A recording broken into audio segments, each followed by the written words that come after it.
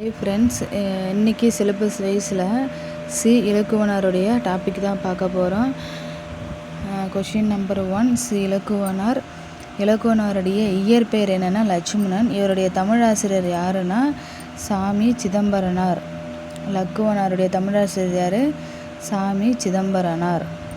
இவருடைய பெற்றோர் யார் அப்படின்னா சிங்கார வேலவர் ரத்தினம் அம்மையார். சிங்கார வேலவர் ரத்தினம் அம்மையார். இவர் பிறந்த இடம் எது? வேதாரண்யம் பகுதியில் உள்ள வாய்மைமேடு, நாகை. வேதாரண்யம் பகுதியில் பிறந்திருக்காரு. 5வது கொஷின் என்னென்னா திருவையாறு அரசர் கலைக்கல்லூரியில் புலவர் பட்டம் பெற்ற பின் சில காலம் என்ன பண்ணார்? அந்த கல்லூரியில் என்ன பண்ணார்?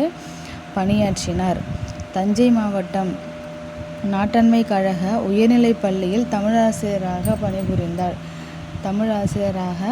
பணிபுரிந்தார். 7வது கொஷின், கலைஞர் மு கருணாநிதி இருக்காங்கல்ல, அவர்கள் திருவாரூரில் பள்ளி இறுதி வகுப்பு பயின்ற போது அவரது ஆசிரியராக யார் இருந்தாங்க அப்படின்னா சி இலக்குவனார் இருந்தார். 8வது கொஷின், தமக்கு தமிழ் உணர்வுடன் சுயமரியாதை பண்பையும் ஊட்டியவர் யாருன்னா இலக்குவனார் என்று கூறியவர் யார்? கலைஞர் மு கருணாநிதி. 9வது கொஷின், இலக்குவனார் பற்றி கலைஞர் அவர்கள் எந்த நூலில் குறிப்பிட்டுள்ளார் அப்படின்னா நெஞ்சுக்கு நீதி தன் வரலாற்று என்னும் நூலில் தான் இலக்குவனாருடைய பற்றி கலைஞர் அவர்கள் அந்த நூலில் குறிப்பிட்டிருக்காங்க. எந்த நூல்? நெஞ்சுக்கு நீதி தன் வரலாற்று நூல். 10வது கொஷின், சிறுகதை வடிவிலும் ஓரங்க நாடகங்களாகவும் சங்க பாடல்களை அறிமுகம் செய்த இலக்குவனாரின் முயற்சியே பின்னாளில் மு வரதராசனார், கலைஞர், மு கருணாநிதி ஆகியோரின் முயற்சிகளுக்கு முன்னோடியாக அமைந்தது அப்படின்னு சொல்கிறாங்க. இந்த 10th பாருங்கள். 10th கொஷின், சிறுகதை வடிவிலும் ஓரங்க நாடகங்களாகவும் சங்க பாடல்களை அறிமுகம் செய்த சி இலக்குவனாரின் முயற்சியே பின்னாளில் வரதராசனார், கலைஞர், மு கருணாநிதி ஆகியோரின் முயற்சிகளுக்கு முன்னோடியாக அமைந்தது அப்படின்றாங்க. 11வது கொஷின், 1965 நடந்த இந்திய எதிர்ப்பு போராட்டத்தின் போது இருமுறை கைது செய்யப்பட்டார். 1965 மே முதல் டிசம்பர், ஏதாவது பிரிண்டிங் மிஸ்டேக்காக இருக்கும், டிசம்பர் வரை 7 மாதங்கள் தமது ஏட்டை நாளிதழாகவும் நடத்தினார். 1965 இந்திய எதிர்ப்பு போராட்டத்தில் இருமுறை கைது செய்யப்பட்டாங்க. 12வது கொஷின், வள்ளுவர் நெறியில் வையகம் வாழ்க என்னும் குறிக்கோளோடு குறள்நெறி என்னும் இதழை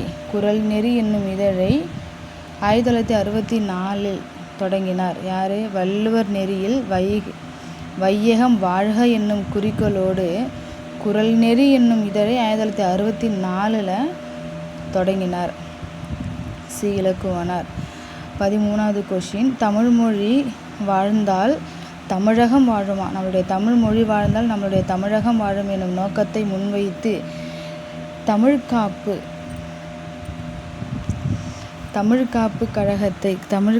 கழகத்தை என்ன பண்ணார்? சி இலக்குவனார் மதுரையை அடுத்த திருநகரில் 1962 தொடங்கினார். 14வது கொஷின், இக்கழகம் தமிழ் பேசுக, தமிழில் எழுதுக, தமிழில் பெயரிடுக, தமிழில் பயிலுக என்னும் 4 செயல் திட்டங்களை முன்வைத்து பணியாற்றியது. நல்லா இருக்குல்ல? தமிழில் பேசுக, தமிழில் எழுதுக, தமிழில் பெயரிடுக, தமிழில் பயில்க அப்படின்னு 4 செயல் திட்டங்களை முன்வைத்து பணியாற்றியது இந்த கழகம்.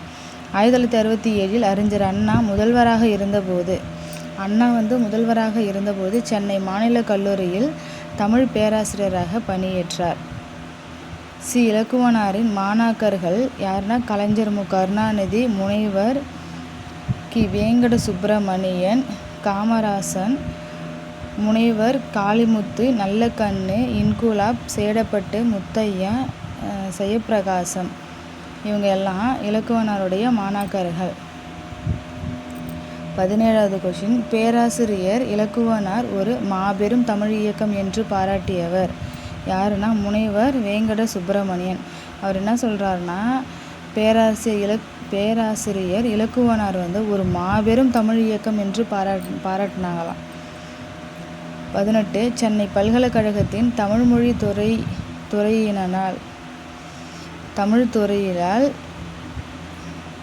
26 நவம்பர் 26, 2009 சி. இலக்குவனார் என்ன பண்ணார், அவர்களுக்கு நூற்றாண்டு விழா எடுக்கப்பட்டது.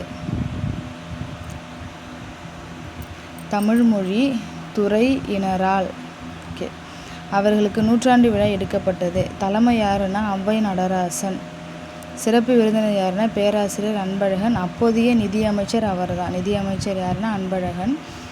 சிறப்பு பெயர்கள் எதுனா செந்தமிழ், மாமணி, பயிற்சி மொழிக்காவலர், இந்திய எதிர்ப்பு படை தளபதி, செந்தமிழ் காவலர், மொழிப்போர் மூலவர், குரல்நெறி காவலர். சிறப்பு பெயர்கள் இதெல்லாம் அவருடைய சிறப்பு பெயர்கள்.